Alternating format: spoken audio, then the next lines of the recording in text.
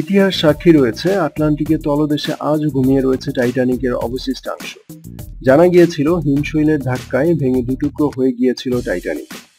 এত বছর কেটে যাওয়ার পরে ফের জল্পনা উঠেছে টাইটানিকের ধ্বংস হয়ে যাওয়ার কারণ নিয়ে। কোনো হিমশৈল নয়, আগুনই নাকি টাইটানিকের ধ্বংসের কারণ। সম্প্রতি এক আইরিশ সাংবাদিক ম্যালোনি এমনটাই জানিয়েছেন। গত ৩০ বছর ধরে তিনি টাইটানিকের উপর গবেষণা চালাচ্ছেন।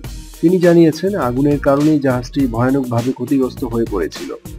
তার মতে হিমশৈলের ধাক্কা মারার ফলে জাহাজটি সেভাবে কোনো ক্ষতিই হয়নি। অথচ আজকের দিনে দাঁড়িয়ে এই সত্যটি সকলেরই অজানা। টাইটানিক দ্য নিউ এভিডেন্স নামে একটি তথ্যচিত্রে গোটা বিষয়টি তুলে ধরেছেন ম্যালোনি। প্রসঙ্গত ১৯১২ সালে বেলফাস্ট থেকে রওনা হওয়ার পরেই জাহাজের নিম্নবর্তী অংশে যে আগুন জ্বলেছিল সেই আগুনই জাহাজের খোলটিকে ধীরে ধীরে দুর্বল করে দেয়। প্রায় ৪ দিন পরে সেই আগুন নেভানো হয়। মূলত ওই হিমশৈলের ধাক্কা লাগার পরেই ভেঙে যায় জাহাজটি। এই ঘটনায় মৃত্যু হয় প্রায় ১৫০০ মানুষের। ১৯১২ থেকেই লোকমুখে শোনা যায় ৩০০ ফুটের একটি গভীর ক্ষতের কারণে জাহাজটি ভেঙে যায়।